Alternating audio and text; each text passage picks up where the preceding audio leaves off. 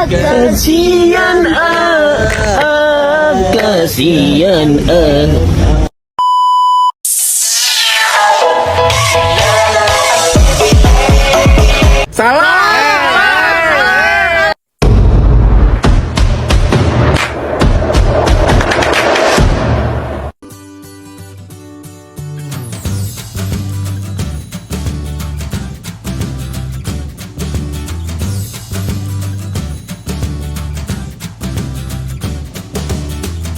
Assalamualaikum warahmatullahi wabarakatuh.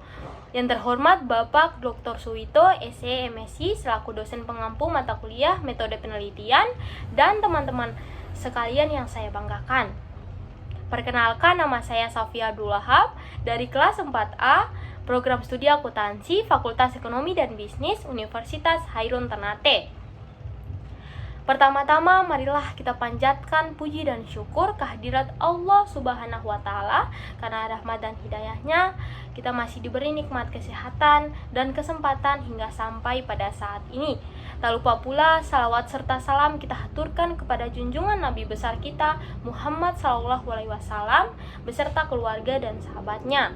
Pada kesempatan kali ini, untuk memenuhi tugas pertama saya akan menjelaskan pembahasan mengenai fenomenologi.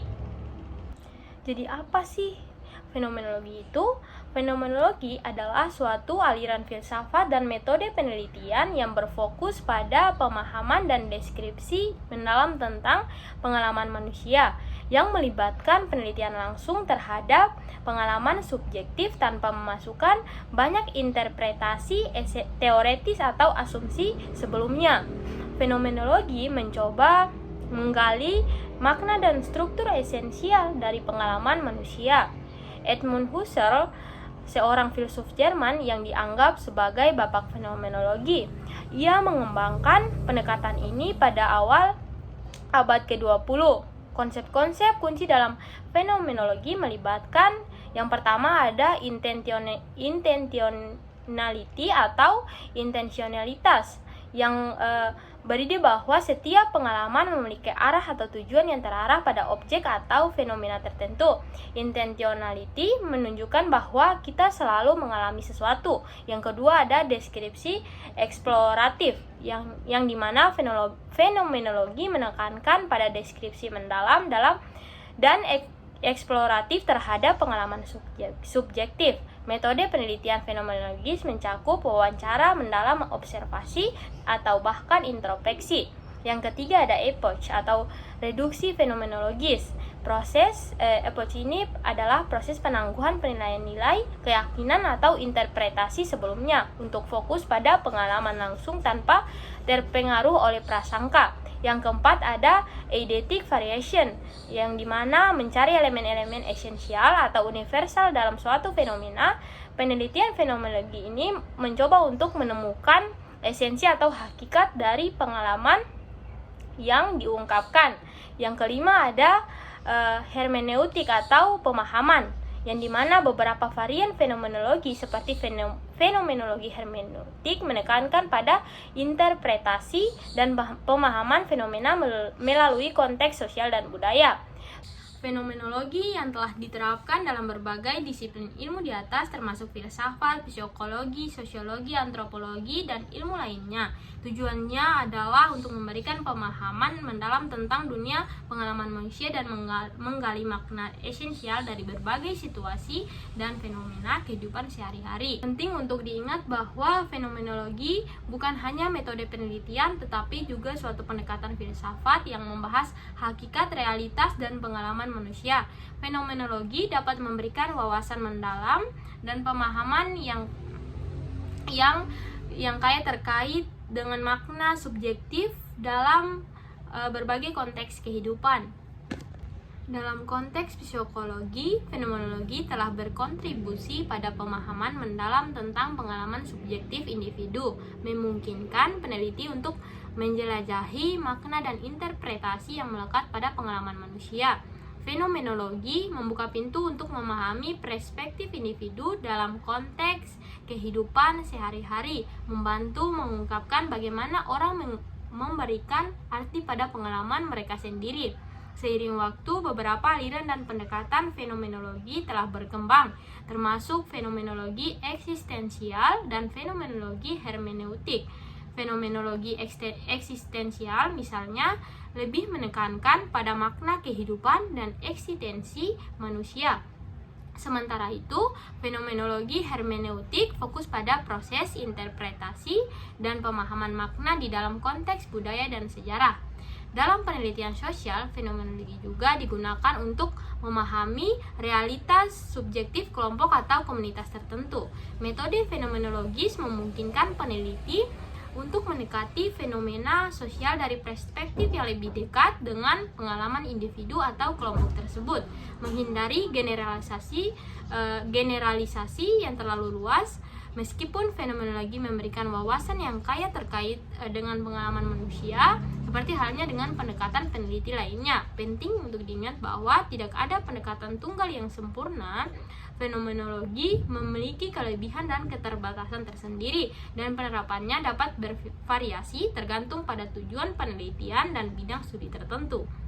Konteks klinis dan psikoterapi, pendekatan fenomenologi juga dapat diterapkan untuk memahami masalah mental dan emosional dari sudut pandang yang lebih personal, dengan fokus pada pengalaman subjektif individu, terapis, dan dapat membantu klien menjelajahi dan memahami makna yang mendasari perasaan, pikiran, dan tindakan mereka.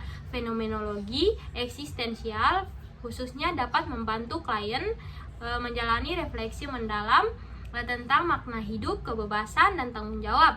Seiring dengan perkembangan fenomenologi, terdapat juga integrasi dengan pendekatan lainnya, seperti fenomenologi hermeneutik yang mencoba memahami konteks budaya dan sejarah di mana pengalaman muncul.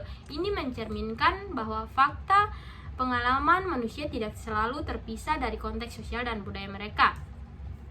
Fenomenologi terus menjadi relevan dalam berbagai disiplin ilmu dan pemikiran yang ini memainkan peran penting bahwa dalam bentuk cara kita memahami dunia dan diri kita sendiri. Meskipun kompleksitas dan subtilitas fenomenologi membuatnya menjadi suatu pendekatan yang mendalam, kontribusinya yang signifikan terhadap pemahaman manusia tetap diterima dan digunakan di berbagai bidang penelitian. Dalam penelitian fenomenologi, peneliti berusaha untuk mendalami esensi atau hakikat suatu pengalaman. Esensi ini mengacu pada inti atau makna yang mendasar yang melekat pada suatu fenomena, dan penelitian ini mencoba menggali pemahaman mendalam tentang bagaimana individu atau kelompok mengalami dan memberikan makna terhadap suatu situasi. Berikut ini adalah beberapa langkah atau tahapan umum dalam penelitian fenomenologi, yang dimana yang pertama ada penetapan tema atau fenomena. Penelitian ini dimulai dengan penetapan fenomena yang akan diteliti. Peneliti harus menentukan apakah pengalaman yang akan dipelajari bersifat pribadi, sosial, atau budaya. Yang kedua ada seleksi partisipan. Peneliti memilih partisipan berdasarkan relevansi dengan fenomena yang diteliti. Partisipan dipilih karena mereka memiliki pengalaman yang kaya terkait fenomena tersebut. Yang ketiga ada pengumpulan data. Data dikumpulkan melalui wawancara mendalam, observasi, atau pemantauan tergantung pada konteks penelitian. Wawancara seringkali merupakan metode utama untuk menggali pengalaman subjektif. Yang keempat ada analisis data. Data dianalisis dengan pendekatan deskriptif. Peneliti mencoba mengidentifikasi pola, tema, dan struktur yang muncul dari pengalaman yang diungkapkan oleh partisipan.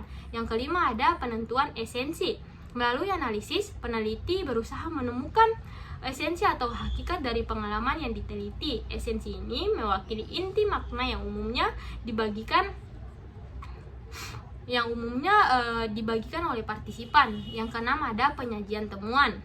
Temuan penelitian yang disajikan dalam bentuk naratif atau deskripsi yang menggambarkan esensi fenomena tersebut.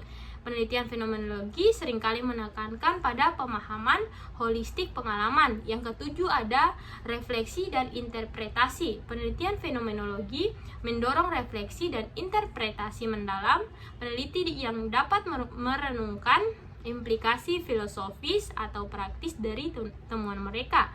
Yang ke-8 ada verifikasi dan validitas. Kredibilitas penelitian fenomenologi dapat diperkuat melalui upaya verifikasi dan validasi. Ini dapat melibatkan diskusi dengan partisipan atau triangulasi data dengan sumber lain. Penelitian fenomenologi ini memberikan kontribusi dalam memahami cara individu membuat makna dari pengalaman mereka dan dapat diterapkan di berbagai bidang, termasuk psikologi, sosiologi, ilmu pendidikan, dan bidang lainnya. Demikian, itulah penjelasan dari saya. Lebih dan kurangnya saya mohon maaf. Wabillahi taufiq wal hidayah. Wassalamualaikum warahmatullahi wabarakatuh.